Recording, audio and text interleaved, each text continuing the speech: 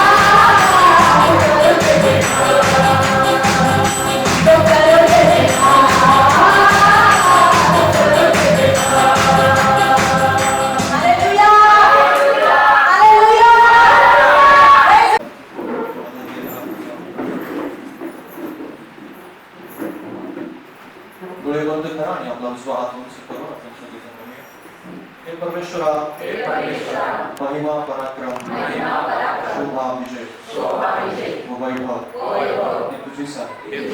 आकाशात व पृथ्वीवर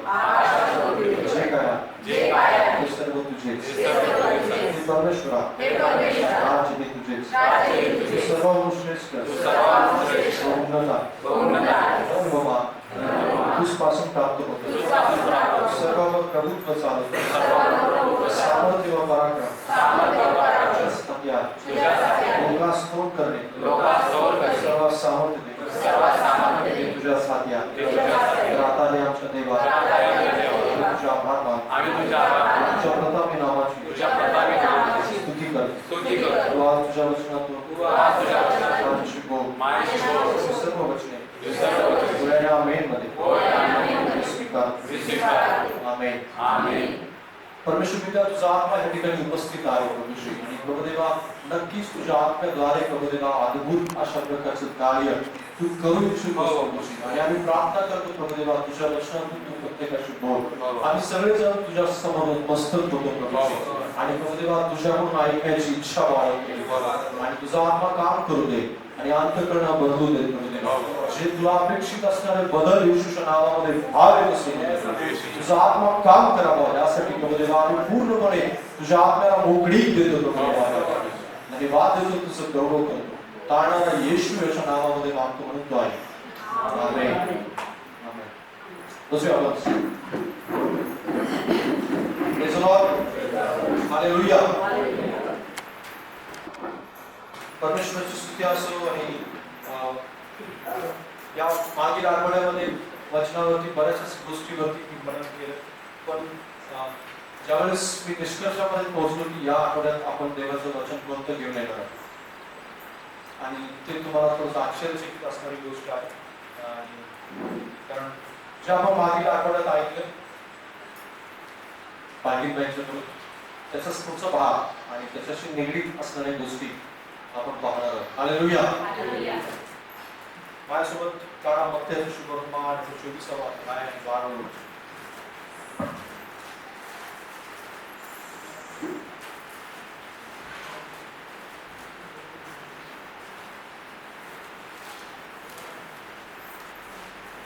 मत्थ्याचा शुभवर्तमान आणि 24वा अध्याय आणि 12 वचन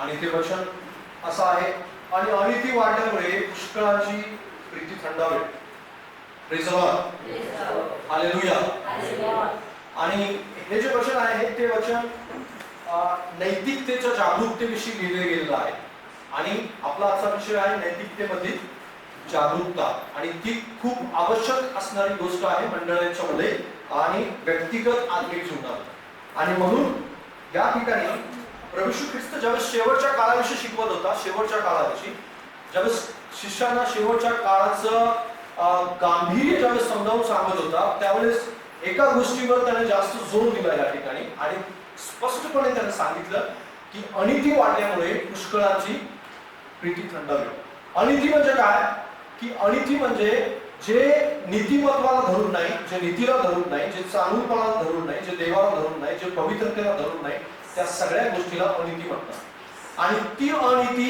या काळामध्ये जे सध्याच्या काळामध्ये आज वाढलेली आपल्याला पाहायला मिळते आणि केवळ जगातल्याच लोकांच्या मध्ये नाही तर देवाची लोक जी म्हणवली जातात जे विश्वासाने म्हणवले जातात त्यांच्यामध्ये सुद्धा ही अनिती आहे असं आपल्याला पाहायला मिळते आणि म्हणूनच येशू ख्रिस्ताने प्रीती थंडावण्याविषयी जी गोष्ट सांगितलेली आहे ती प्रीती थंडावणारी जी गोष्ट आहे ती अविश्वासणाऱ्यांच्या विषयी लिहिली गेलेली नाही या ठिकाणी विश्वासणाऱ्यांच्या विषयी लिहिली गेली म्हणजे विश्वासणाऱ्यांची प्रीती थंडावेल अनिती वाढल्याने म्हणजे अनिती कुणामध्ये वाढेल विश्वासणाऱ्यांच्या मध्ये वाढेल अविश्वासणाऱ्यांच्या मध्ये तर वाढेलच वाढेल कारण जगात आज नीतिमत्ता आणि अनीतिमत्ता याच्यामध्ये फरक जो आहे तो फरक पूर्णपणे गेलेला आहे निघून गेला त्याच्यामध्ये फरकच नाहीये काय चांगलं आणि काय बरोबर ह्यामध्ये तुम्हाला फरक आढळणार नाही आज कारण तो जो फरक आहे तो फरक लोकांनी संपवला लोकांनी मग टीव्ही चॅनल्स असतील किंवा सोशल मीडिया असेल किंवा इव्हन तो सरकार आणि त्याचे निर्णय काय असतील काही कोर्टाचे सुद्धा निर्णय असे आहेत की जो फरक असायला हवा तो फरक सुद्धा संपलेला आहे त्याच्यामध्ये मग जशा प्रकारे पती पत्नी नसताना सुद्धा लिव्ह इन रिलेशनशिप मध्ये राहणं ही जी गोष्ट 10 वर्षापूर्वी किंवा 20 वर्षापूर्वी नैतिकतेमध्ये बसत नव्हती पण ती सुद्धा आज कायद्याने मान्य केली गेलेली आहे आणि त्याला आज असं म्हटलं गेलेलं आहे की ते नीतिमत्व आहे किंवा ते जर परस्पर संमतीने एकत्र राहत असतील तर ते कायद्याला सुद्धा मान्य म्हणजेच काय जो धार्मिकतेमध्ये ती गोष्ट कुठं बसत नाही किंवा वेगवेगळ्या प्रकारच्या अध्यात्मामध्ये ते कुठेही बसत नाही ते कायद्याच्या चौकटीत सुद्धा बसवलं गेलेलं आहे समलैंगिकता ही कायद्याच्या चौकटीत बसवली गेलेली आहे आणि कायद्याच्या चौकटीत पुरुष पुरुषाची विवाह कारण परदेशात ही गोष्ट अजून भारतामध्ये ते आलं नाही पण पुरुष पुरुषाची आणि स्त्री स्त्रीशी लग्न करू शकते ही सुद्धा कायद्याच्या चौकटीत बसवली गेलेली गोष्ट आहे म्हणजेच काय नीतिमत्ता ढासळत चाललेली आहे या जगातली नीतिमत्ता ढासळत चालली आणि नीतिमत्ता ढासळत चालल्यामुळे देवावरची प्रीती ढासळत चालली देवावरची प्रीती ही ढासळण्याचं सर्वात मोठं कारण म्हणजे काय की लोकांनी फरक संपवला. चांगलं आणि वाईट यातला फरक संपवला. पण तुम्ही आणि मी ज्यावेळेस जीवन जगतो विश्वासणारे म्हणून त्यावेळेस तुम्हाला मला चांगला आणि वाईट यातला फरक समजावाच लागेल आणि तो फरक जाणून घेतल्याशिवाय आपण आपलं आध्यात्मिक जीवन पुढे घेऊन जाऊ शकत नाही. आणि म्हणून आध्यात्मिक जीवन जर पुढे घेऊन जायचं आहे तर आपल्याला नीतिमत्वाला धरूनच आपण आध्यात्मिक जीवन पुढे घेऊन जाऊ शकतो. अन्यथा आपण ते पुढे नेणार नाही. आणि म्हणून तर देवाने आपल्याला आठवण करून दिली आहे की पुष्कळांची प्रीती थंडावेल. कशामुळे? एकच कारण असणार, जास्त करून प्रीती थंडावण्याचं. नीतिमत्ता ढासळली जाईल, नीतिमत्ता निघून जाईल, नीतिमत्व ढासळलं जाईल. अनितिमान असल्यामुळं लोकांची प्रीती थंडावेल. आज अनितिमत्व ही एवढ्या प्रमाणामध्ये वाढलेली आहे की प्रारंभ कसा केला होता हेच लोकांना समजत नाही. कारण लक्षात घ्या, तुम्ही कोणत्या प्रकारे कोणत्याही प्रकारचं प्रारंभ केला असेल म्हणजे एक प्रारंभ करण्याचे कौशल्य आहे आणि प्रारंभाचं कौशल्य किती महान आहे याच्यापेक्षा तुम्ही शेवट कसा करणार आहात ते कौशल्य खूप मोठं आहे. हालेलुया. प्रारंभ कसा केला ह्या गोष्टी जास्त महत्त्वाच्या ठरत नाही, पण मधला काळ कोणत्या प्रकारची तुमची नीतिमत्ता टिकून राहिली आणि या सगळ्या गोष्टीचा शेवट कसा होईल म्हणजे तुमच्या धार्मिकतेचा, तुमच्या विश्वासूपणाचा, तुमची विश्वासू असण्याचा किंवा तुम्ही एक आध्यात्मिक जीवन जगत आहात, नीतिमत्वाचं जीवन जगत आहात, त्याचा शेवट कसा होणार आहे याच्यावरती खूप काही अवलंबून आहे. हालेलुया. आणि म्हणून तुम्ही प्रारंभाचं कौशल्य देव जाणत नाही तर परमेश्वर शेवटाचं कौशल्य जाणतो. हालेलुया. आणि म्हणून तर देवाने स्पष्ट सांगितलेलं आहे कोणत्याही गोष्टीच्या आरंभापेक्षा त्याचा शेवट करा. Praise the lord. हालेलुया. म्हणून प्रभू येशू ख्रिस्ताने पुन्हा एकदा ते सांगितलेले वचन की जो शेवटपर्यंत टिकेल तोच तरी. हालेलुया. शेवटपर्यंत टिकणं ही खूप महत्त्वाची गोष्ट आहे. पण मधल्या काळामध्ये आपण शेवटपर्यंत टिकणार आहोत की नाही हे कुठं ठरतं बरं? मधल्या काळात. आणि मग मधल्या काळात त्या गोष्टी ज्या आहेत त्या आपण कशा प्रकारे जगतो याच्यावरती जास्त अवलंबून आहे. आणि म्हणून नीतिमत्व टिकवण्यासाठी दोन गोष्टी आवश्यक आहेत. त्या पुढच्या अजून बऱ्याच गोष्टी आहेत त्याच्याविषयी आपण पुढे टप्प्याटप्प्याने शिकत जाऊ, पण दोन ज्या मुख्य आहेत त्या मुख्य गोष्टीवरती आपण जास्त लक्ष केंद्रित करू. आणि पहिली गोष्ट आहे आपण नीतिमत्वाविषयी जागरूक जर राहायचं आपल्याला, कारण तुम्हाला आश्चर्यकारक असणारी ती गोष्ट आहे योबाचं पुस्तक 31वा अध्याय आणि पहिलं वचन.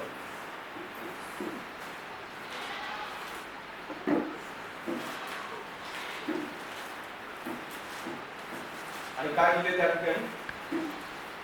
मी तर आपल्या डोळ्यांशी करार केलेला आहे, मी कोणा कुमारी वर कशी नजर जाऊ देऊ. आपले डोळे जे आहेत त्या डोळ्यांची आपल्याला जागरूकता बाळगलीच पाहिजे. बाजूला सांगा धार्मिक पवित्रतेचा मार्ग हा डोळ्यातून जातो. डोळा एक अशी गोष्ट आहे की जी आपलं संपूर्ण शरीर अंधकारमय बनवू शकते. बायबल सांगतं मत्याचं शुभवर्तमान वाचा माझ्याबरोबर. मत्याचं शुभवर्तमान 6वा अध्याय 22वा वचन.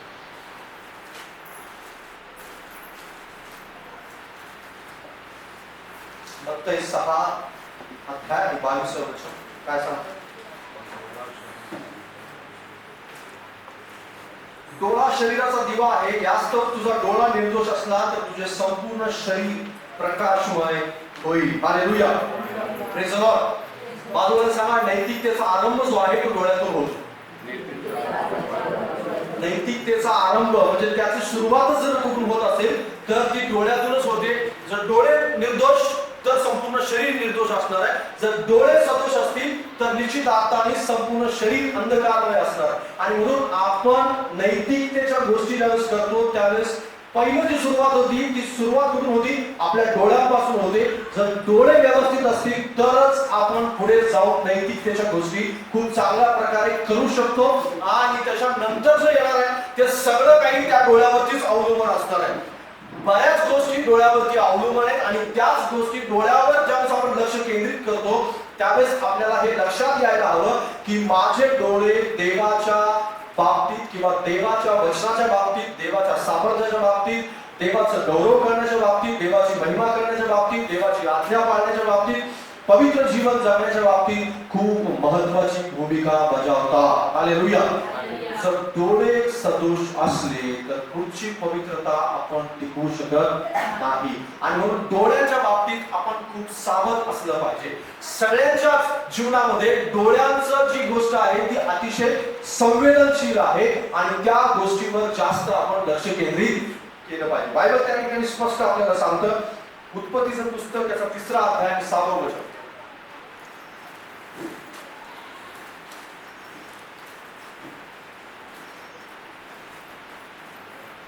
उत्पत्तीचं पुस्तक याचा 3रा अध्याय आणि 6वं वचन.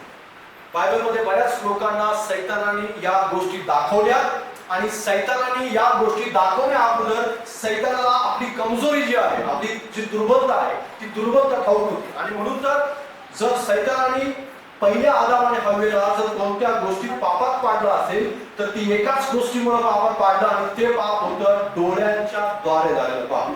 पहिली गोष्ट आहे, सैतानानं त्यांच्या समोर दृष्टी घेऊन म्हणजे दाखवलं की तू पहा त्याच्याकडे. बायबल वाचा 3रा अध्याय, उत्पत्तीचं 3रा अध्याय 6वं वचन. त्या झाडाचे फळ खाण्यास चांगले, दिसण्यास मनोहर आणि शहाणे करण्यास इष्ट आहे असे त्या स्त्रीला दिसून आले. तेव्हा तिने त्याचे फळ काढून खाल्ले व आपल्या बरोबर आपल्या पतीशी दिले व त्याने सुद्धा ते खाल्ले. हालेलुया. बायबल त्या ठिकाणी स्पष्टपणे सांगतं, ज्यावेळेस सैतान आदम आणि हव्वेला पापात पाडण्यासाठी आला होता त्यावेळेस प्रथम जर त्याने काय केलं असेल तर ते प्रथम त्याने हव्वेला दाखवलं की ते फळ किती चांगलं आहे, दिसायला किती सुंदर आहे, त्या गोष्टीकडे लक्ष केंद्रित करण्यास सांगितलं. आणि ज्यावेळेस हव्वेला त्याच्याकडे पाहिलं त्यावेळेस तिचं इमॅजिनेशन आहे, तिची जी विचार करण्याची शक्ती आहे ती अंतःकरणामध्ये सुरू झाली. आणि ज्यावेळेस विचार सुरू झाले त्यावेळेस ते कृतीमध्ये आले. पहिलं पाहणं नंतर विचार, पहिले पाहणं आणि नंतर विचार. ज्यावेळेस पाहिलं गेलं त्यावेळेस विचार आले आणि विचारानंतर सगळ्यात शेवटी तिसरी गोष्ट आहे ती कृतीमध्ये आली. हालेलुया. म्हणजेच काय, सुरुवात कशापासून होते? पाहण्यातून. सैतानाला चांगल्या प्रकारे ठाऊक आहे की आपण डोळ्यांच्या बाबतीत दुर्बळ आहोत. सगळेजण, आपण जगातला प्रत्येक व्यक्ती, प्रभू येशू ख्रिस्त सोडला तर आपण जगातले प्रत्येक व्यक्ती डोळ्यांच्या बाबतीत दुर्बळ आहोत हे त्याला ठाऊक आहे. इव्हन दो येशू ख्रिस्ताला सुद्धा त्याच्या समोर सुद्धा सैतानाने ती गोष्ट घेऊन आला. वाचा माझ्या बरोबर मत्थ्याचं सुवर्तमान 4 अध्याय 8वं वचन.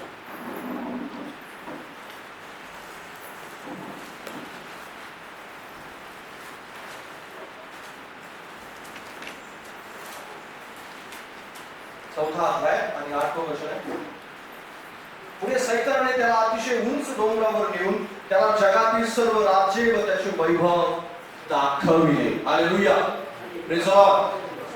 Praise the Lord. ज्यावेळेस येशू ख्रिस्त परीक्षेमध्ये होता त्यावेळेस त्याच्या समोर जे आहे ते समोर त्याला दाखवण्यात आलं. आणि त्या ठिकाणी स्पष्ट लिहिले की जगातलं सर्व राजे आणि वैभव जे आहे ते त्याला दृष्टीस पाडण्यात आलं, दाखवण्यात आलं. त्याच्या समोर त्या सगळ्या गोष्टी दृष्टीस दिसल्या आणि त्याच्यानंतर त्याला सांगण्यात आलं की ज्यावेळेस तू मला नमन करशील त्यावेळेस मी हे सगळं तुला देईल जे दृष्टीत दिसत आहे. हालेलुया.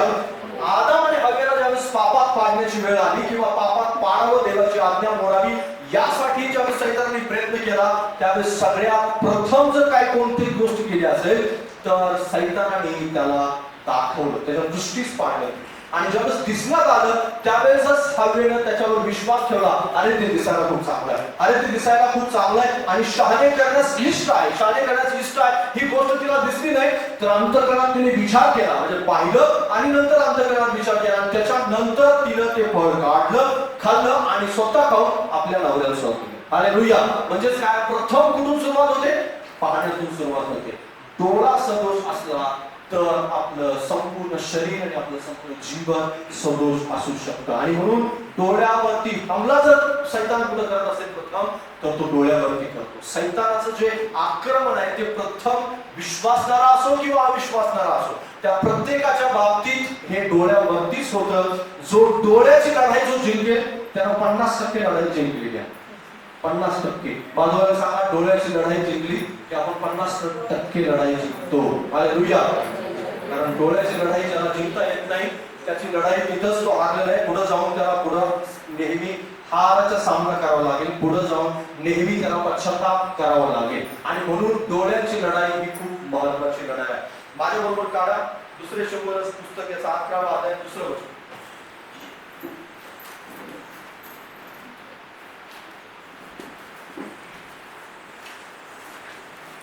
11वा अध्याय 2 वचन.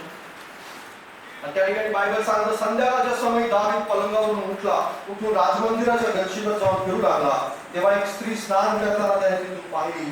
ती स्त्री दिसायला फार सुंदर होती. आता या ठिकाणी सुद्धा आणि त्याच्यानंतर शास्त्रीचं पुस्तक याचा 14वा अध्याय 3 वचन. शास्त्री 14वा अध्याय आणि 3 वचन.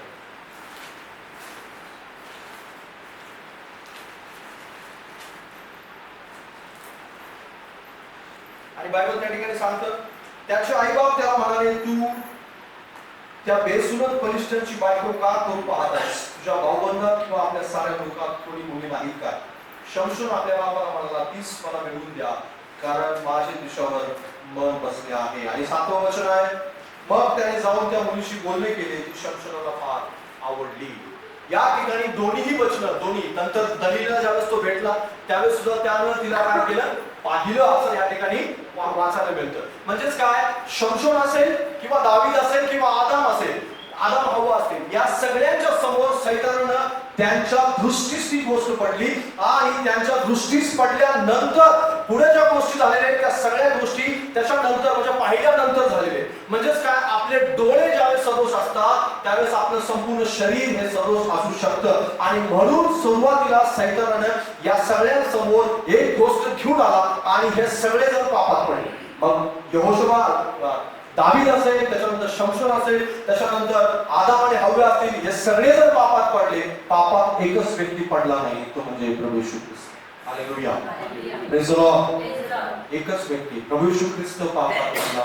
या तिघांच्या समोर या सगळ्या गोष्टी आणल्या आणि या तिघांनीही पातक केलं. त्यांच्या समोर हे सगळं दिसलं. त्यांनी त्याच्याकडे पाहिलं मनात विचार केला त्याच्यानुसार कृती केली. दावीदाने सुद्धा शमशोनाने सुद्धा आणि आदाम आणि हव्वेने सुद्धा या तिघांनी सुद्धा योग्य प्रकारे जे देवाने करायला हवं होतं देवाच्या इच्छेला जे मान्य होतं देवाला जे आवडत होतं त्या गोष्टी त्यांनी धिक्कारल्या आणि जे डोळ्याला दिसलं त्याच्यावरतीच त्यांनी विश्वास ठेवला. आणि त्याच्यानंतर पुढच्या ज्या गोष्टी आहेत त्या आपण नंतर त्यांच्या जीवनामध्ये बऱ्याच ठिकाणी पाहतो. म्हणजेच काय की सैतान नेहमी हमला करतो प्रत्येक विश्वासणाऱ्यांच्या डोळ्यावरती. आणि म्हणून डोळे हे खूप महत्वाची गोष्ट आहे. आणि येशू ख्रिस्ताने मात्र ते सैतानाची चाल जी आहे सैतानानं प्रथम जे त्याच्यावरती वेगळ्या प्रकारचं जे हथियार वापरलं जे मानवावरती वापरलेलं आहे ज्यावेळेस येशूवर वापरण्यात आलं त्यावेळेस मात्र सैतानाने त्याला तिथं देवाने येशूने मात्र त्याला बाहेर काढले. कारण ज्यावेळेस सैतानाने हत्यार वापरलं त्यावेळेस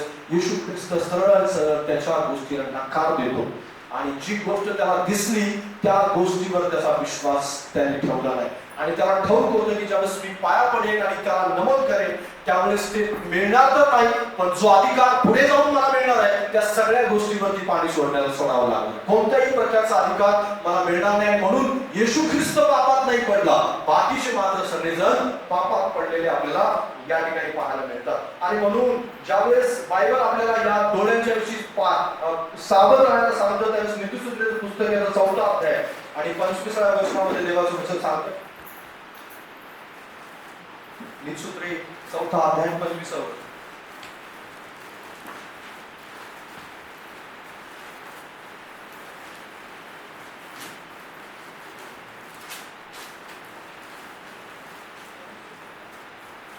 तुझे डोळे नीट पुढे पाहून तुझ्या बापने तुझ्या पुढे सरळ असो. हालेलुया.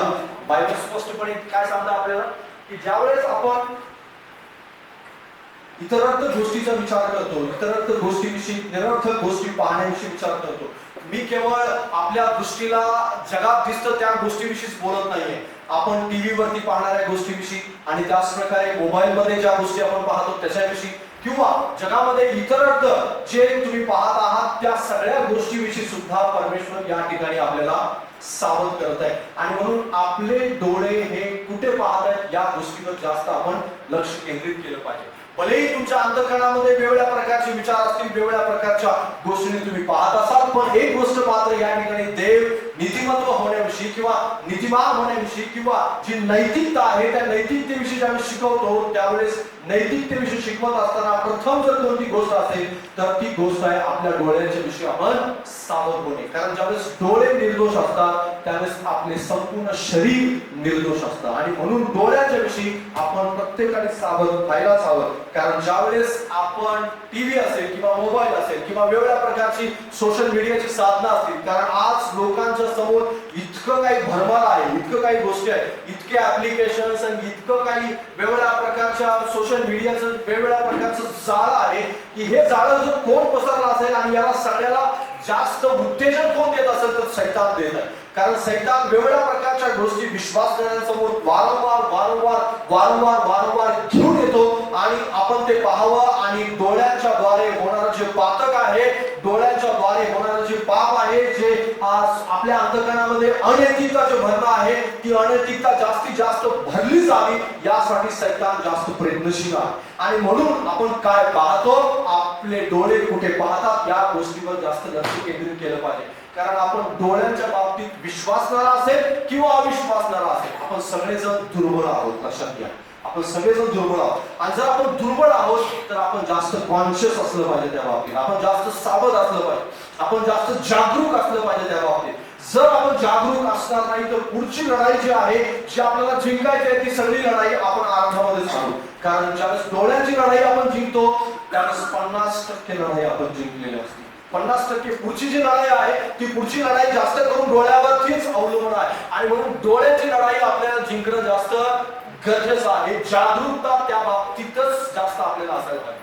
तुम्ही कोणत्या प्रकारचे ऍप्लिकेशन्स मोबाईल मध्ये वापरता, कोणत्या प्रकारचे कार्यक्रम तुम्ही टीव्ही वरती पाहता, कोणत्या प्रकारच्या लोकांशी तुमचा जास्त संपर्क आहे, कोणत्या लोकांच्या मध्ये जाऊन तुम्ही जास्त बसता, या सगळ्या गोष्टीवरती जास्त कॉन्सन्ट्रेट केलं गेलं पाहिजे.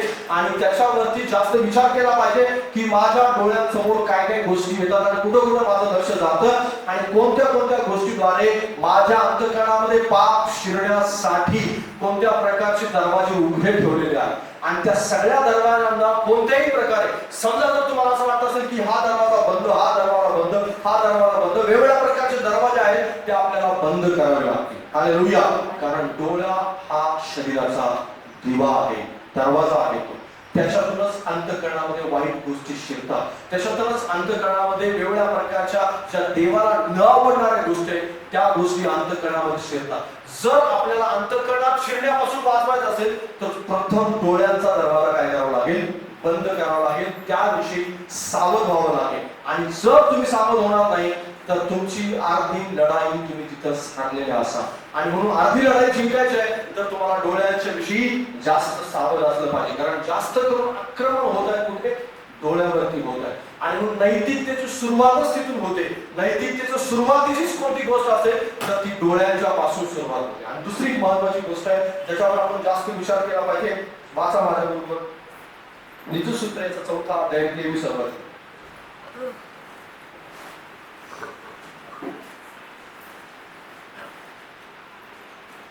सर्व रक्षणीय वस्तूपेक्षा आपल्या अंतःकरणाचे विशेष रक्षण कर, कारण त्या जीवनाचा उगम आहे. Hallelujah, hallelujah.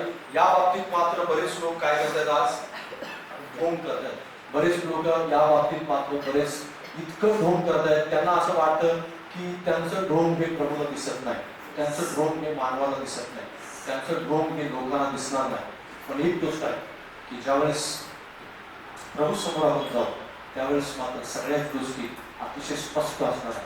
त्या ठिकाणी काहीच लपणार नाही, कोणतीच गोष्ट लपणार नाही. मग तुमची प्रार्थना असेल ती सुद्धा लपणार नाही, आणि तुम्ही जर एखादं गुप्त पातक केलं असेल ती सुद्धा लपणार नाही.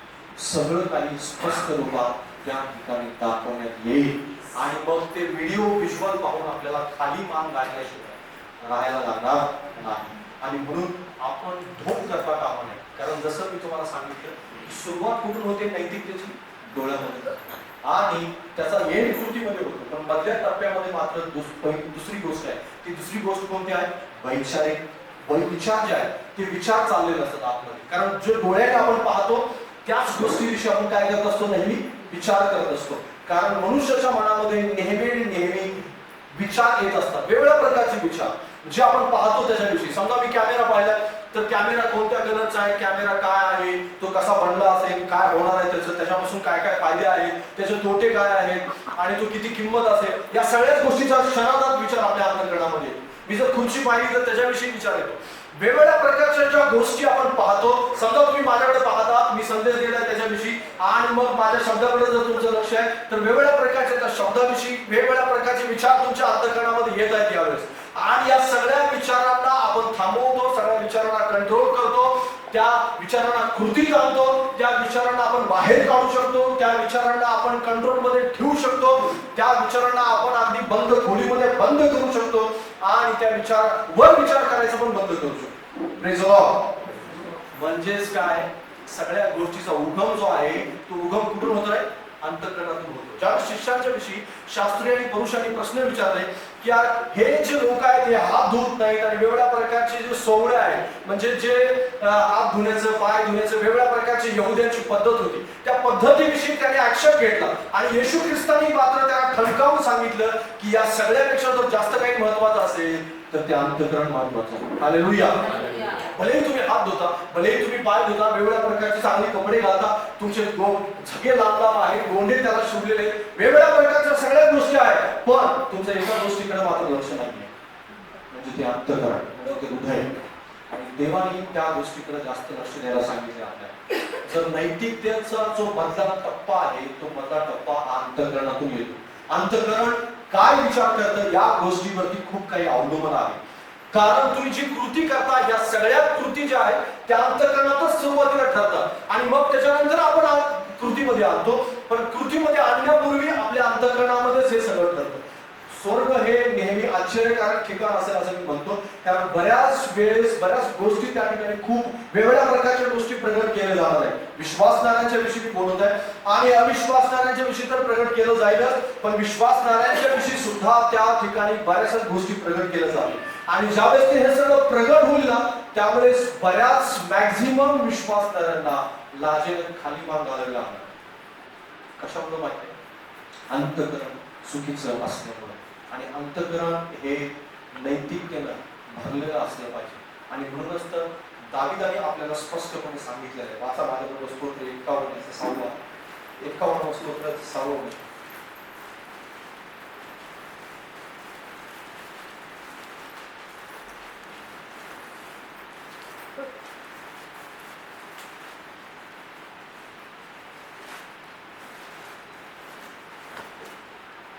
पहा, अंतर्यामीची सत्यता तुला आवडते, तू माझ्या अंतर्यामाला ज्ञानाची ओळख करून दे. हालेलुया. पहिली लढाई आपली डोळ्यांच्या विषयी आणि दुसरी लढाई आपली अंतःकरणामध्ये आहे. कारण सैतान या दोन गोष्टीवरती प्रथम आक्रमण करतो. पहिले डोळ्यावर आक्रमण करतो आणि दुसरा आक्रमण जो तो करतो तो अंतःकरणावरती आक्रमण करतो. बाकीच्या सगळ्या गोष्टी त्यासाठी नंतर खूप सोप्या बनतात, नंतर त्यासाठी खूप लढाई खूप सोपी बनते. तुम्ही मात्र तिथे हरलेले असतात, तुम्ही मात्र त्या ठिकाणी पूर्णपणे आपले जे शस्त्र आहे त्याच्या हातात सोपून दिलेले. तुमची कृती मात्र खूप चांगल्या प्रकारे सुधरू शकते. जर कृती सुधारायची असेल तर तुम्हाला या दोन लढाई जिंकावंच लागेल नैतिकतेच्या बाबतीत. कारण नैतिकतेच्या बाबतीत नेहमी सैतान प्रथम डोळ्यावर हमला करतो, नंतर तो अंतःकरणावरती आक्रमण करतो. आणि या दोन लढाईमध्ये आपल्याला जिंकावंच लागेल, तरच आपण कृती चांगल्या प्रकारे करू शकतो. कारण जर दोन गोष्टी जर तिथे जर हार मांडली तर कृती मात्र आपण कधीच चांगली करू शकणार नाही. बरेच लोक आज नैतिकतेच्या बाबतीत पापात पडलेले आहेत. याचं कारण सर्वात मोठं कोणतं आहे? डोळ्यावरती वेगवेगळ्या प्रकारचं आक्रमण झालं, त्या आक्रमणावर त्यांनी लक्ष दिलेलं नाही. आणि ज्यावेळेस डोळ्यामधून अंतःकरणात उडी घेतली त्यावेळेस अंतःकरणात सुद्धा त्यांनी हार मांडली. अंतःकरणात सुद्धा त्यांनी वेगवेगळ्या प्रकारच्या चुकीच्या विचारांना खतपाणी घातलं, वेगवेगळ्या प्रकारे त्याची लागवड केली, मशागत केली. आता ते पीक खूप वाढलेलं आहे आणि मग ते त्यांच्या कृतीमध्ये यायला लागले. आणि मग नैतिकता जी आहे ती अनैतिकता जी आहे ती कृतीमध्ये कधी येते? ज्यावेळेस या दोन लढाई हारलेल्या असतात त्यावेळेस. हालेलुया. पण समजा जर तुम्हाला या दोन लढाई जिंकता आल्या तर तुम्हाला कृतीमध्ये सैतान हरवू शकत नाही. हालेलुया. तुमची कृती कधीच बिघडणार नाही. तुमच्या कृतीमध्ये कोणत्याही प्रकारे चुकीच्या गोष्टी दिसायला बघायला मिळणार नाही. आणि म्हणून अंतःकरणावरती जास्त आपण लक्ष केंद्रित केलं पाहिजे. आणि म्हणून तर बायबल आपल्याला स्पष्ट सांगतं की अंतःकरणाचं विशेष रक्षण कर. हालेलुया. कारण त्यातच जीवनाचा उगम आहे, त्यातच पापाचा उगम आहे, त्यातच वाईट गोष्टींचा उगम आहे, त्यातच पवित्रतेचा पण उगम आहे, त्यातच देवाच्या आज्ञेचा सुद्धा उगम आहे, त्यातच अपवित्रतेचे सुद्धा उगम आहे, त्यातूनच वाईट गोष्टी बाहेर पडतात. आणि म्हणून तर येशूने सांगितलं की राग, लोभ, द्वेष, मत्सर आणि सर्व प्रकारचं व्यभिचार आणि जे काय असेल हे सगळं कुठून बाहेर पडतं? अंतःकरणातून बाहेर पडतं. आणि या सगळ्या गोष्टी डोळ्यामुळे आतमध्ये शिरतात, अंतःकरणात त्याच्यावर खलबत होतात, त्याला खत पाणी गाठलं जातं, वेगवेगळ्या प्रकारची वाढ होते आणि नंतर हे सगळं काही कृतीमध्ये येतं. आणि म्हणून हे कृतीमध्ये येऊ नये यासाठी अंतःकरणात आपल्याला त्याला थांबवलं पाहिजे. कारण आपला शत्रू अंतःकरणात जास्त कार्यशील आहे, जास्त कार्यशील आहे. बाजूला सांगा, आपला शत्रू अंतःकरणात जास्त कार्यशील आहे, कारण तो जास्त कार्य करतो अंतःकरणात. त्याचं सर्वात मोठं आक्रमण जर कुठं होतं तर अंतःकरणात होतं, हृदयामध्ये होतं. डोळ्यावरती होतच होतं, पण अंतःकरणात सुद्धा होतं. आणि तो कार्यशील आहे, तो कार्यशील रीतीनं अंतःकरणात काम करतो. त्याला ठाऊक आहे इथं हारला की पुढं माझाच विजय आहे, आणि नक्कीच त्याच्यानंतर तो पुढे चांगल्या प्रकारे काम करू शकतो. आणि म्हणून अंतःकरणावर आपण भरोसा ठेवू शकत नाही. यिर्मयाचं पुस्तक 17वा अध्याय आणि 9वं वचन.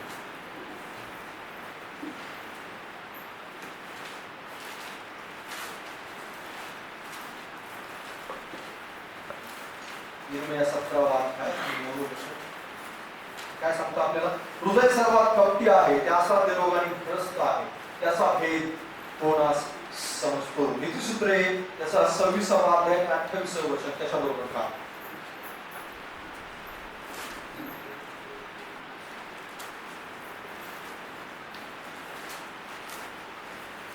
नीतिसूत्रे 26 अध्याय आणि 28 वचन. लवाद जीवा आपण घायाळ केलेल्यांचा द्वेष करते, खुशामत करणारे तो नाशाला कारण होते.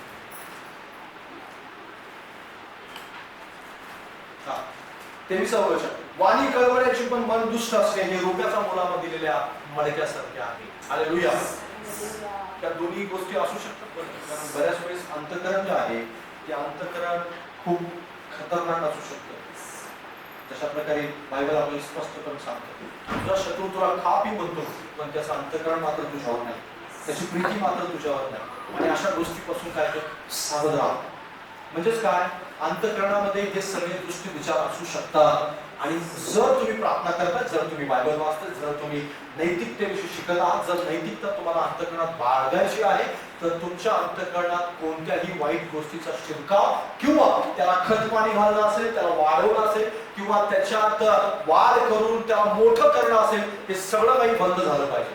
कारण अंतःकरणातल्या गोष्टीचा निपटारा जोपर्यंत आपण करू, निपटारा समजते तुम्हाला? निपटारा म्हणजेच काय, वाईट ते आहे ते फेकून देणं, चांगलं ते आहे धरून ठेवणं. वाईट ते आहे फेकून देणं व चांगलं ते धरून ठेवणं, वाईट ते फेकून देणं, चांगलं ते धरून ठेवणं. म्हणजे जशी भाजी आपण निवडतो तशा प्रकारे अंतःकरणामध्ये सुद्धा वारंवार रोज आणि रोज रोज आणि रोज आपल्याला निवड करावी लागते. रोज आणि रोज आपल्याला वेगवेगळ्या प्रकारच्या निवडीचं स्वातंत्र्य जे देवाने आपल्याला देऊ केले त्याचा उपयोग करून आपल्याला त्याच्यामध्ये छाटणी करावीच लागते, त्याचा निपटारा करावाच लागतो.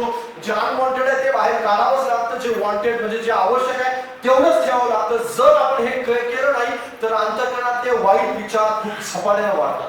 जर तुम्ही आता पावसाळा चालू झालेला आहे, एखादी जमीन साफ केली, समजा त्याच्यामध्ये काहीच पेरलं नाही, कोणी त्या ठिकाणी नांगरी नाही केली, खत नाही घातलं, काय नाही केलेलं, आणि सगळं तसंच ठेवलेलं, पडीक ठेवलेलं. आणि तुम्ही ज्यावेळेस पावसाळा संपल्यानंतर ज्यावेळेस 4 महिने जाऊन पाहता, त्यावेळेस गहू जेवढे वाढणार नाही किंवा ज्वारी जेवढी वाढणार नाही, त्याच्यापेक्षा जास्त उंच गवत जे अनवॉन्टेड तण आहे ते त्याच्यापेक्षा जास्त वाढलेलं असतं. त्याला कोण वाढवत? त्याला वाढवण्यासाठी काही कष्ट घ्यावे लागत नाही, त्याला वाढवण्यासाठी मेहनत करावी लागत नाही, त्याला वाढवण्यासाठी वेगवेगळ्या प्रकारचे एफर्ट्स द्यावे लागत नाही. नांगरणी, खुडपणी आणि वेगवेगळ्या प्रकारचं खत पाणी त्याला घालावं लागतं, ते ऑटोमॅटिक वाढतं. म्हणजे वाईट विचार काढले गेले नाही तर ते ऑटोमॅटिक वाढतात, त्याला वाढवावं लागत नाही. त्याला कोणत्याही प्रकारे वेगवेगळ्या प्रकारे खत पाणी घालून तुम्ही वाढवू शकत नाही, तर ते वाढतात. कारण जगाचं वातावरणच असं आहे की ते वाढतच राहणार आहे, त्यात कमी होणार नाही, वाढतच राहणार. कारण वातावरणात, ज्या वातावरणात आपण जगत आहोत शेवटच्या काळात, अनितीचा काळ आहे, अनितीचा काळ. या अनितीच्या काळात आपण जगत आहोत. या काळात तुम्हाला खत पाणी घालायची पण गरज नाही, वाईट विचारांना ऑटोमॅटिक वाढत राहतो. कारण आपल्या डोळ्यांना किंवा आपल्या विचारांना खत पाणी घालणाऱ्या अशा पुष्कळ गोष्टी आपल्या आजूबाजूला असंख्य पटीनं आहे, असंख्य पटीनं. त्याची गणना नाही करू शकत आपण, इतकं आहे. तुम्हाला इतकं सावध राहावं लागेल नैतिकतेच्या बाबतीत की तुमचं एक छोटीशी चूक तुम्हाला कुठच्याकडे घेऊन पोहोचवेल हे सुद्धा सांगता येणार. खूप वेगळ्या प्रकारच्या वाटेवरती आज विश्वासणारे पोहोचलेले आहेत. खूप वेगळ्या प्रकारच्या वातावरणात आज विश्वासणारे जीवन जगत आहे आणि त्यांना असं वाटतं देव याचा न्याय करणार नाही, देव हे पाहणार नाही, देव ह्या गोष्टीकडे लक्ष देणार नाही, देव ह्या वेगवेगळ्या प्रकारच्या गोष्टींमध्ये पाहत नाही. जसं आपण हिरवेच्या पुस्तकात आज वाचलं की देवाला या सगळ्या गोष्टी ठाऊक आहे. हालेलुया. या सगळ्या गोष्टी ठाऊक आहेत त्याला काहीही त्याच्यापासून लपलेलं नाही आणि म्हणून तर तो म्हणतो की मी एकमेव नवरा आहे आणि म्हणून माझ्याकडे फिरा परत. हालेलुया. माझ्याकडे परत फिरा, यासाठी परत फिरा की सगळी अनैतिकता बाजूला जातो. अंतःकरणामधून अनैतिकतेचा खूप मोठा उगम होतो आणि म्हणून त्याच्याकडे आपण जास्त लक्ष केंद्रित केलं पाहिजे. आपल्या अंतःकरणात विश्वास नाही ठेवू शकत आपण, कारण हे हृदय जे आहे कारण सर्वात कपटी आहे आणि हे वारंवार धाव घेते इकडे तिकडे वेगवेगळ्या प्रकारच्या गोष्टींच्याकडे. जसं मी तुम्हाला म्हणालो की जसं एखादी गोष्ट आपण पाहिली की त्याच्या विषयीचा असणारा पाण्यामुळे सहित आपण सगळा विचार करतो. म्हणजेच काय, हा जो विचार कुठून येतो, आकाशातून येतो, वेगवेगळ्या प्रकारच्या गोष्टीतून येतो. सैतानाचं नेहमी आक्रमण चालू असतं. कुठल्या लोकांच्यावरती? जे लोक देवाच्या वचनावर जास्त निगडीत आहेत, देवाच्या वचनावर प्रीती करू लागले, देवाच्या वचनावर जास्त लक्ष केंद्रित करत आहेत, प्रार्थना जास्त करत आहेत आणि वेगवेगळ्या प्रकारच्या आत्मिक गोष्टी करण्यासाठी जास्त प्रयत्नशील आहेत, त्या सगळ्यांच्यावरती सैतान वारंवार आक्रमण करत राहतो. त्याच्या आक्रमणाला थोपवण्याचा एकमेव मार्ग आहे की आपण छाटणी करत राहणं, वेगवेगळ्या प्रकारची छाटणी करत राहणं, त्याच्यावर कृतीवरती, त्याच्या विचारावर कधीच विश्वास ठेवतो. माझ्याबरोबर वाचा दुसरे करंथीकरास पत्र त्याचा 10वा अध्याय 5वा वचन.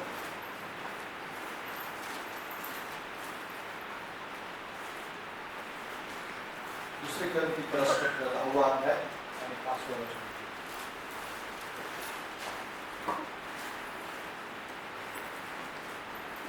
तर्क वितर्क व देवविषयक ज्ञानाविषयी उंच उभारलेले असे सर्व काही पाडून टाकून आणि प्रत्येक कल्पना अंकित करून तेव्हा ख्रिस्तापुढे मान वाकवण्यास लावतो. हालेलुया.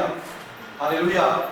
लक्षात घ्या, तुमच्या आणि माझ्या विरोधात पुष्कळ काही सैतानाचे प्लॅन्स आहेत, पुष्कळ काही योजना त्याच्याकडे आहे. अंतःकरणातल्या गोष्टी भ्रमिष्ट करण्यासाठी पुष्कळ काही त्याच्याकडे ठेवलेलं आहे. पण या सगळ्या गोष्टीवरती एकमेव आपण गोष्ट करू शकतो, म्हणजे आपल्याकडे खूप मोठं हथियार परमेश्वराने देऊ केलेलं आहे, ते म्हणजे परमेश्वराची कृपा आहे आपल्याजवळ, देवाचं वचन आपल्याजवळ आहे आणि त्या गोष्टीद्वारे आपण सैतानाची प्रत्येक कल्पना, त्याचं प्रत्येक हथियार आपण बोधवड करू शकतो, प्रत्येक आक्रमणाला आपण परतवून लावू शकतो, प्रत्येक गोष्ट आपण सैतानाच्या प्रत्येक गोष्टीला आपण आपल्या जीवनातून बाहेर काढू शकतो आणि त्याच्या कृपेला धरून, देवाच्या कृपेला धरून आपण सैतानाच्या सर्व सामर्थ्याला हरवू शकतो. हालेलुया.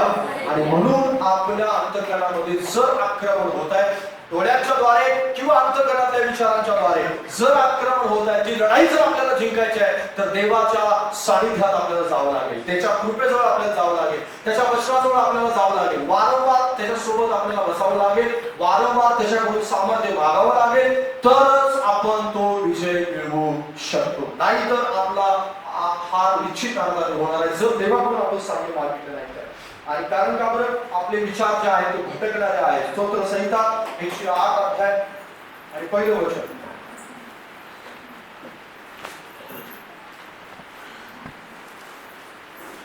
स्तोत्र संहिता 108 आणि पहिलं वचन.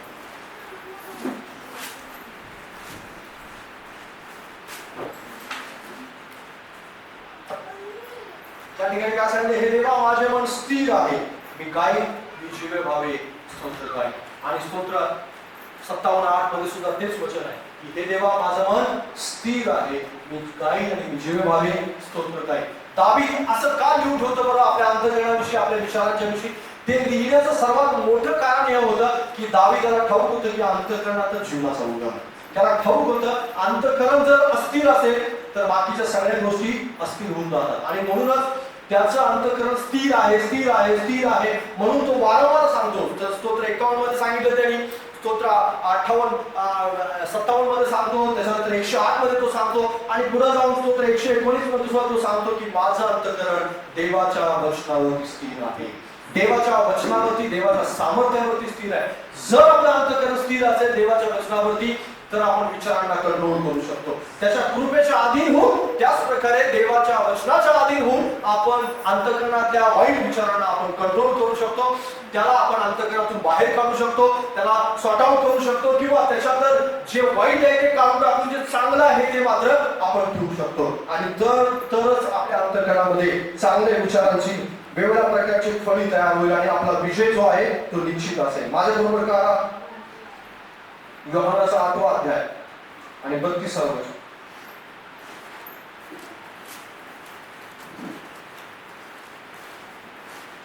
योहानाचा 8वा अध्याय 32वा वचन.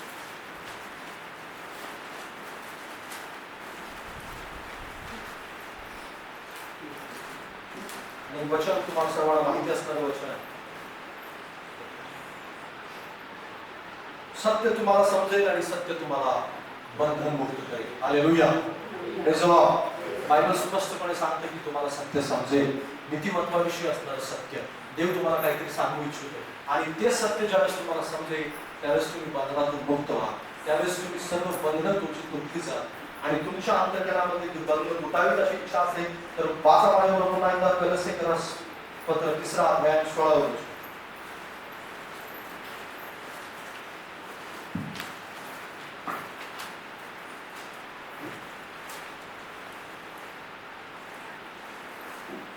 तथापि आपण जी मजल मारली तिच्याप्रमाणे पुढे चालावे. Hallelujah. Praise the Lord. Bible स्पष्टपणे सांगते की पुढे आपल्याला जर देवाच्या वचनात चालायचं असेल तर आपल्याला देवाच्या वचनाच्या अधीन व्हावं लागेल. स्तोत्र 119 आणि 9व वचन वाचा आणि त्याच्यानंतर आपण बंद करूया. स्तोत्र 119 आणि 9व वचन.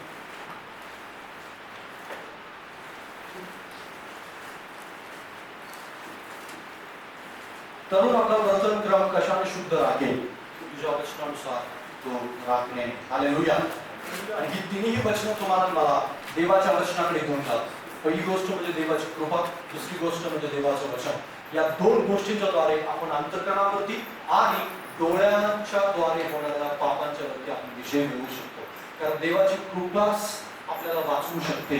देवाचं वचनच आपल्याला वाचवू शकतं. देवाच्या अधीन होणंच आपल्याला वाचवू शकतं. कारण आपण दुर्बळ आहोत हे देवाला ठाऊक आहे आणि त्याच्या जवळ ज्यावेळेस आपण जातो त्यावेळेस आपल्या दुर्बलतेमध्ये त्याचं सामर्थ्य मिक्स होतं. त्याच्या सामर्थ्याने आपण सामर्थ्य बनतो आणि आपण त्याच्यावरती सहज विजय मिळवू शकतो. तो विजय अशक्य नाहीये पण अवघड मात्र जरूर आहे. अशक्य नाहीये, तो होणारच नाही, मिळणारच नाही असं अजिबात नाही. पण तो मिळण्यासाठी आपल्याला प्रयत्न करावे लागतील. त्यासाठी आपल्याला जाणीवपूर्वक त्यासाठी कष्ट घ्यावं लागतील, मेहनत घ्यावं लागेल, देवाजवळ जावं लागेल, देवाच्या चरणाजवळ बसून त्याच्याकडून कृपा मागावी लागेल, त्याचं सामर्थ्य मागावं लागेल. त्याच वेळेस आपण देवापासून सामर्थ्य मागून त्याच्यावरती विजय मिळवू शकतो. आणि जसं मी तुम्हाला सांगितलं डोळ्यांची लढाई जो जिंकेल त्याला 50% लढाई जिंकलेली आहे आणि पुढची 50% लढाई जी अंतःकरणामध्ये होते आणि त्या अंतःकरणावर ज्या गोष्टीवर जर आपण विजय मिळवला तर कृतीमध्ये आपण कोणत्याही चुकीच्या गोष्टी करणार नाही. जर अंतःकरण जर आपलं चांगलं असेल, वेगवेगळ्या प्रकारच्या अंतःकरणात त्या गोष्टीला सॉर्ट आउट करून वेगवेगळ्या प्रकारच्या अंतःकरणात त्या गोष्टीला बाजूला काढायला आपण जर शिकलो तर पुढच्या कृतीमध्ये मात्र वाईट विचारांना आपण थारा देणार नाही. वेगवेगळ्या प्रकारच्या वाईट गोष्टी आपल्याकडून होणार नाहीत आणि ते होऊ नये जर असं आपल्याला वाटत असेल तर अंतःकरणावर विशेष लक्ष केंद्रित केलं पाहिजे. कारण अंतःकरणात जीवनाचा उगम आहे आणि त्यातूनच सगळ्या गोष्टी ठरतात की आपण नेमकी कृती काय करणार आहोत. जसं शमशोनावर हल्ला झाला, जसा दाविदावर हल्ला झाला, तशा प्रकारे आदाम आणि हव्यावर हल्ला झाला, तसं येशू ख्रिस्तावरती पण झाला. या तिघांची हार झाली मात्र येशू ख्रिस्त मात्र विजयी झाला. येशू ख्रिस्त विजयी होण्याचं कारण काय होतं की येशू ख्रिस्ताला लढाई समजून आली. त्याला ठाऊक होतं की पुढे माझ्यासाठी काय बक्षीस ठेवलेलं आहे. ज्यावेळेस सैतान तुमच्या आणि माझ्यासमोर काही गोष्टी घेऊन येतो त्यावेळेस नेहमी तो किती चांगला आहे हीच गोष्ट सांगत असतो. त्याच्या परिणामांची कधी तो जाणीव करून देत नाही. परिणामांची जाणीव करून देणारा परमेश्वर आहे. हालेलुया. परिणामांची जाणीव तो करून देत नाही. कोणत्याही चुकीची गोष्ट ज्यावेळेस सैतान आणतो आपल्या समोर त्यावेळेस तो परिणामांची जाणीव कधीच लोकांना करून देत नाही. परिणामांची जाणीव जर करून देत असेल कोण तर तो देव करून देतो. देवाचं वचन आपल्याला परिणामांची जाणीव करून देतो आणि ज्यावेळेस परिणामांची जाणीव होते त्यावेळेस आपसुकच आपण पाहण्याचं टाळतो, आपसुकच आपण विचार करण्याचं पण टाळतो आणि म्हणून परिणामांची जाणीव आपल्या अंतःकरणाला झाली पाहिजे. जसं शमशोनाच्या जीवनामध्ये त्याला परिणाम काय होणार आहे हे जर ठाऊक असतं तो निश्चितार्थाने तो दलिलीच्या घरामध्ये राहिला नसता. दलिलाच्या घरात राहून वेगवेगळ्या प्रकारच्या चुकीच्या गोष्टी त्याने केल्या नसत्या आणि म्हणून तर तो राहिला. परिणामांची त्याला जाणीव नसल्यामुळे आणि तो राहिला आणि पुढे जाऊन त्याला खूप मोठ्या पातकाला सामोरं जावं लागलं, खूप मोठ्या प्रकारच्या परिणामाला सामोरं जावं लागलं. दाविदाला जर परिणामांची जाणीव असती तर दाविदाला त्या वेगवेगळ्या प्रकारच्या गोष्टी केल्या नसत्या. पण लक्षात ठेवा, ज्यावेळेस आपल्याला जाणीव होते त्यावेळेस पुढे जाऊन जे होणारं पातक आहे त्या गोष्टीच्या बाबतीत मात्र आपण सावध होतो. आणि म्हणून नैतिकतेच्या बाबतीत या दोन महत्वाच्या गोष्टी आहेत. डोळ्यांच्या बाबतीत आपली जागरूकता असली पाहिजे आणि विचारांच्या बाबतीत सुद्धा आपली जागरूकता असली पाहिजे. कारण नीतिमत्ता किंवा नैतिकता याच गोष्टीतून पुढे जाऊन ठरते. जर आपण नैतिक जीवन जगू इच्छितो तर या दोन गोष्टीच्या बाबतीत जर आपण सावध असणार नाही तर निश्चित अर्थाने पुढे जाऊन आपल्या अंतःकरणामध्ये वेगवेगळ्या प्रकारच्या गोष्टी उद्भवतील. जशा प्रकारे मी काही प्रश्न तुम्हाला विचारतो आणि ते प्रश्न आपल्या स्वतःला पण आपण विचारले पाहिजे. डोळ्यांच्या बाबतीत म्हणजे तुमच्या डोळ्यांना एक वेगळ्या प्रकारची शिस्त तुम्ही लावलेली आहे का? हा तुमच्या अंतःकरणाचा प्रश्न आहे. टीव्ही मोबाईल पाहण्याच्या वेळेत तुम्ही निश्चिंत आहात का? किंवा तुमच्या जवळ एक ठराविक टायमिंग आहे का की त्या बाबतीत तुम्ही एक टायमिंग ठरवलेलं आहे की एवढंच मला पाहायचं आहे, याच्या पलीकडे मी पाहू शकत नाही, अशा प्रकारचे एक वेळ तुम्ही निश्चिंत केली का? वेगवेगळ्या प्रकारचे फोटो किंवा व्हिडिओ या बाबतीत सुद्धा तुम्ही तुमच्या डोळ्यांना एक वेगळ्या प्रकारची शिस्त लावली का? या बाबतीत सुद्धा तुम्ही विचार केला पाहिजे. आणि त्याच प्रकारे वचन, प्रार्थना आणि देवाच्या आत्मिक गोष्टी यापेक्षा माझा वेळ पाहण्यामध्ये आणि जास्त देवाविषयी किंवा वेगवेगळ्या प्रकारच्या चुकीच्या गोष्टींचा विचार करण्यामध्ये जास्त जातो का?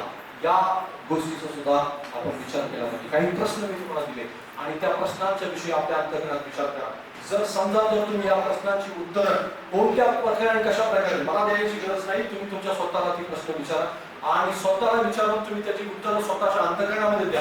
आणि जर समजा त्याची उत्तरं काही प्रश्नांची उत्तरं होय असतील, काही नाही असतील किंवा एक ठराविक वेळ असेल तुमची आणि त्या बाबतीत तुम्ही सावध व्हायलाच पाहिजे. आणि समजा जर तुम्ही सावध झाले नाही तर लक्षात घ्या परिणाम पुढे खूप भयानक आहे. कारण बायबल स्पष्टपणे सांगतो की नीतिमत्ता घडल्यामुळे किंवा पुष्कळाची अनिती वाढल्यामुळे प्रीती थंडावलेली आहे. आणि जर प्रीती थंडावली तर आपल्या अंतःकरणामध्ये पुन्हा एकदा नीतीची बीजारोपण आपण केलं पाहिजे. पुन्हा एकदा नीतिमत्व आपलं जपलं पाहिजे.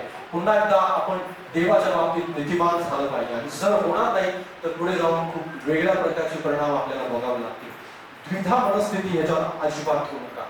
तर द्विधा मनस्थिती म्हणजे काय? दोन मतं जी आहेत त्या दोन मतांच्या मध्ये लटपटत राहू नका. एकाच बाजूला तुम्ही कुठेतरी जाऊ शकता कारण तुम्ही फसवून जास्त काळ राहू शकणार नाही. जर आपण दोन भागांच्या मध्ये विभागलेले असू तर निश्चित अर्थाने पुढे जो काळ जो देवाच्या राजसनासमोर असणार आहे त्या काळी मात्र राजाने आपल्याला मान खाली घालावं. तिथं तसं होऊ नये यासाठी आत्ताच आपल्याला सावध व्हावं लागेल.